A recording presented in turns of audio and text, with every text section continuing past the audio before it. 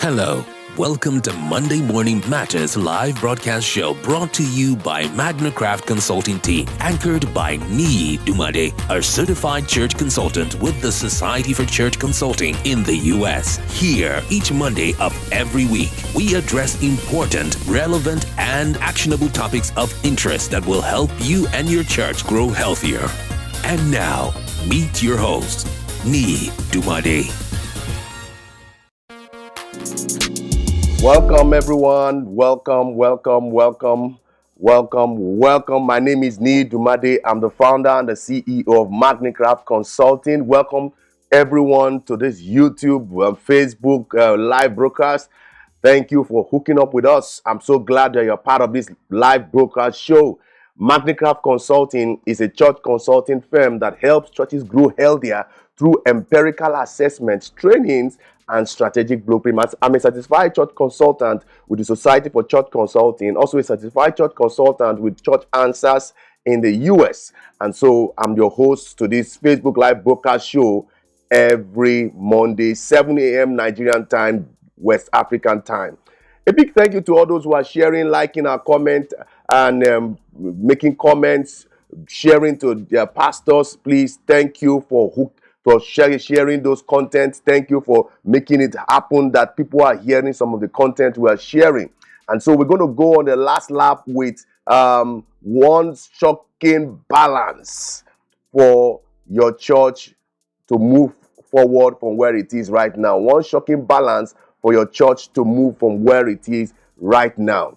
And so I need to move a bit faster because time is going so fast. One balance between leadership, the balance between leadership and management, and in your church. And we are saying that if you don't make that balance, there's no how your church is going to move fast. There's no how your church is going to move well and then get the desired results that you want. And so one of the things I will say quickly here, that there are people who have leadership as their core, and there are people who have management as their core. There are people who can manage it too, but then there must be a major one, and then a minor the minor traits of either leadership or management. But one of the things I will say so quickly is that there are symptoms of systemic problems. Okay, there are symptoms of systemic problems when there's imbalances in the system, in the organization. I know it happened in the early church where there were widows in the house, in the church, in the early church, who were murmuring and complaining because of organizational lapses. And so we said that no management success compensates for failures in leadership, and then no leadership success can compensate for failures in management. So there has to be a balance. But what are the symptoms for systemic problems? One, there's a lot of confusion in the church. There's a lot of confusion in the church. And so when there's that imbalance between leadership and management, you could see that people are confused. The next steps are not clear. Plans are not properly made. And so there's a lot of gray areas that need some explanation to clear out the confusion. Two, there's a lot of anger. Okay, a lot of anger in the church because they know that they are more than what they are doing right now, and they can move faster. You can imagine when you are supposed to move at a fast pace, but you are moving at a slow pace because there's no balance in the track of the train, or there's no balance in the wings of the plane.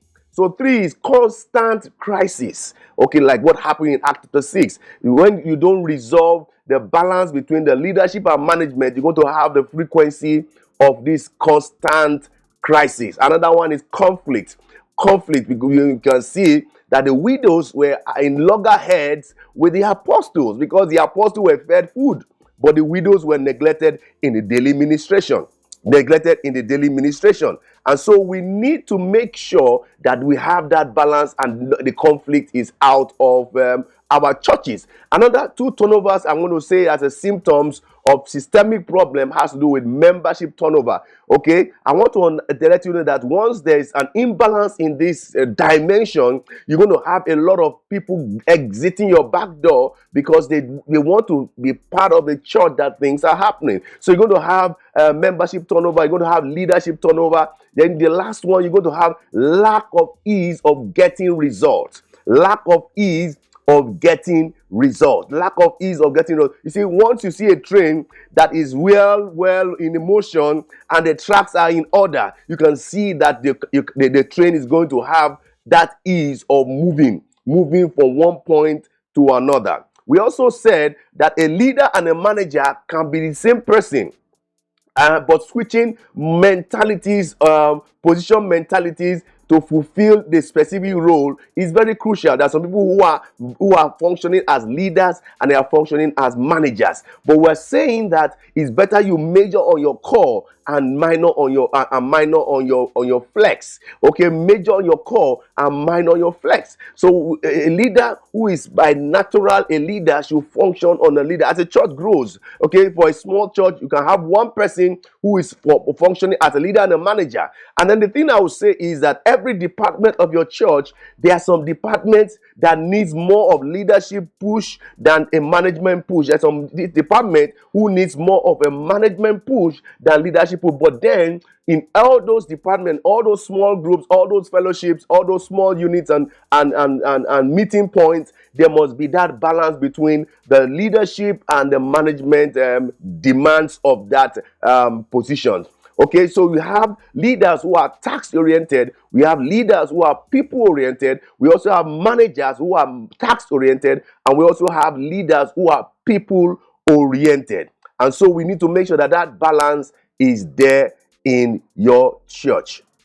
So 12, efficient management without effective leadership is dangerous. I said it, that we need to make sure that we have that balance. And the more you allow this balance to happen, the healthier your church can be. And the more God is going to use your church to advance the kingdom of God. You see, one thing I know about God is that God will not use a church that is filthy or sick. Okay, that's what he's trying to do, to make sure that his church is without blemish, it's without spot, without wrinkles, so that the marriage of the Lamb can take place. Also, the more healthier and the more of this balance you have in your church, the better it is for your kingdom. The better it is for your kingdom. And so we want to go quickly on this to let you know the difference in terms of operation, in terms of how they function, in terms of the traits of a manager and the traits of a leader. The traits of a manager and the traits of a leader. Okay, one is the manager tells, it comes to gives instructions. It gives clear instructions, while the leader sells because they have to leverage on influence. Okay, that's why most leaders must be very good in vision casting. Okay, and as you vision cast, the manager carries the long-term vision and breaks it down to smaller groups and begin to give instruction to specific individuals to carry out the vision that is being sold by the leaders. Can you see how the balance is? Number two, he plans the details. That's the manager's trait. He plans the details, while leaders set the direction. So the dealers can just in vision casting and try to sell the vision, can set the course that we are going this direction. And so the leader might not understand all the details, all the nitty-gritty, all the complexities of moving towards that direction. But the manager takes that direction and sits down, comes up with a plan to plan the details of that direction. What's the next step? Because the thing is that the journey of 1,000 miles starts with a step. That was they say, but the step must be in the right direction, in the right speed, and with the right balance of track. Okay. 3, minimizes risk. That's what managers do. They minimize the risk. Okay. That sometimes leaders take some risks. They take some decision that put the house into trouble. Okay. The leaders take a lot of risks. But you see, one thing that a good manager does is to minimize that risk. Minimize that risk. Then the manager also instructs employees, gives them instruction, makes sure that there's clear expectation, clear job description, clear function, expectation of how they are supposed to function. And that's what managers do. They instruct employees. The leader's trait is they encourage. They make sure that they motivate, they inspire employees, they inspire people, they influence people and encourage people.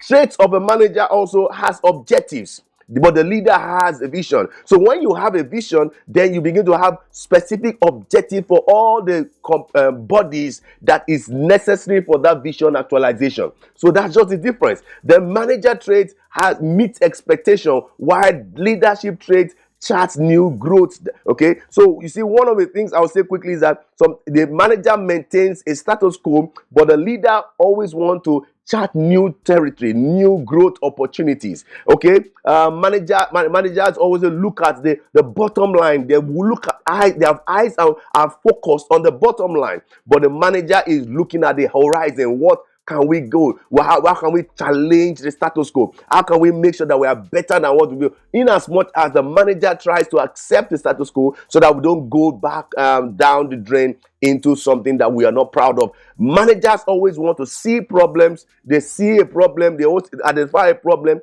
And the thing is that once you don't identify a problem, and the problem is a potential ticking time bomb, it's going to happen. Okay, but leaders, instead of seeing a problem, they see an opportunity. And so the managers also think short term, but leaders also, they think long term. So that's why they look at vision on long term and do the vision cast. They look at things on the long term and things like that. Managers follows the map. That's why they love to have standard operating procedure.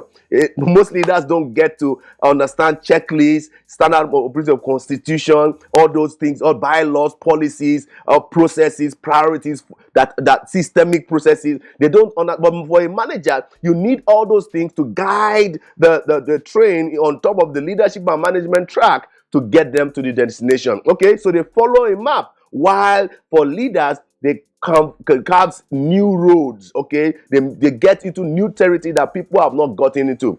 Leaders approve, while managers approve, while leaders, they motivate. You see, one of the things I would say here is that managers love to walk by a certain boundaries of rules, established rules, while leaders always want, because of the new frontiers they want to get, they usually love to break the rules. And we need to create that balance, or else if everyone in the church is leaders and they are breaking rules, you will find that you are not making a headway. There must be that balance between establishing the rules and then that traits of a leader to know when to break the rules. Managers trait always find ways of what? Assigning duties. So they do more of delegation. Okay, do more of making sure that the big goals that the organization the church wants to achieve, they break them down into smaller duties and begin to assign them, while leaders foster the ideas. They love to generate ideas. They are great thinkers. They love to make sure that they are thinking of new ways. Leaders also vote with their heart, because they are not logical about things. They want to vote with their heart and take big bold steps to do certain things. Why? The manager votes with his head. He wants to be logical. He wants to be realistic. He wants to be factual. He wants the data to be on the table. And let's don't be emotional about it. Sometimes leaders can be emotional about how they vote with their heart. Okay. Then manager also relies on control. Okay, relies on control, while leaders inspires trust to be able to make sure that influence is actually garnered for followership. Then the one that I've been making so pronounced in all part 1, 2, and 3. If you have missed part 1, 2, and 3, get to my Facebook page. get to my YouTube channel. You're going to see them. And the last one has to do with lead managers does things right. They want to make sure that what they are doing is right. Okay, what they are doing is right. But as the things that leadership do, they want to make sure that those things are right, does the right things. Okay, that's just the difference. Leaders does things right, while managers does things right, while leaders does the right things. Okay, and we need the balance of this manager trait and leadership trait in the church. We need to make sure that that balance is there, because if you don't build that balance, you cannot build a global strategy that can make a maximum impact in the community. We need to make sure that this balance is very, very, very important in our church. As much as the manager wants to be realistic, every leader sometimes needs to be a manager. Sometimes the role of a manager can be more effective at getting stuff done when you are faced with real life situations. So and then there's sometimes that when you are able to maintain some status quo, you need to inspire the church to ensure that the team understands the process of dreaming bigger, because the church needs to head to where God wants it to be. So a leader and a manager can be the same person functioning on the role, but switching mentalities is very, very important. Switching the hearts so that you'll be able to maximize the results you are getting as either a leader or a manager. As either a leader or a manager. So the thing is, for us, I've been saying it, for a plane to move, you need the wings of leadership and you need the wings of management. You need the wings of leadership and you need the wings of management. Okay, so if you're going to make sure you're going to your desired state, you need to understand your current state. You need to understand the balance between leadership and management, so that you're going to maneuver every obstacle you have as a church and be able to get to your desired state. Okay, and sometimes when you don't balance that leadership and management in your church, you're going to have that decline. You're going to have that distress. You're going to have that decline in your church. But once you have that balance, everybody is happy. Everybody. You see a lot of innovation. You're going to see a lot of execution. You're going to see a lot of movement, a lot of participation, engagement in everyone in the church. So one of the things is, first of all, you understand your current state. You can reach out to us. Let us see how we can give you professional advice so that I can get to your desired state, your preferred future in a very, very, because whether you like it or not, as a church is growing, you're going to face some barriers. You're going to face some hiccups. You're going to face some hurdles. You're going to face some limitations. But once you are able to understand some of the things I've been saying in part 1, 2, 3, and 4, you should be able to hit up your direction very, very fast. So make sure that you have this balance between all these church functions. The purpose of it is really, really functioning in your church, and then you are able to make sure that you are moving towards health. And what we are saying is that once you are moving towards health, you can sure going to be performing at a peak rate, at a top notch, in such a way that God will use you more and going to make maximum results for God's kingdom in a short time. So if you have any church related questions for me, let us have them via my social media handles. I respond to all our social media handles. Please, if you have learned something, if you want us to exchange contacts, please chat with me. We do trainings for churches. We do consultations. We do revitalizations. We do strategic planning. Reach out to us and we will sure help you in the best way we can. If this video has been helpful to you, please give us a like, do us a share to your community, drop us a comment. I would love to hear from you. I would love to learn from you. Drop us a comment in the comment section. Like our Facebook page. Subscribe to our YouTube channel so that when we come up with new videos, you'll be notified.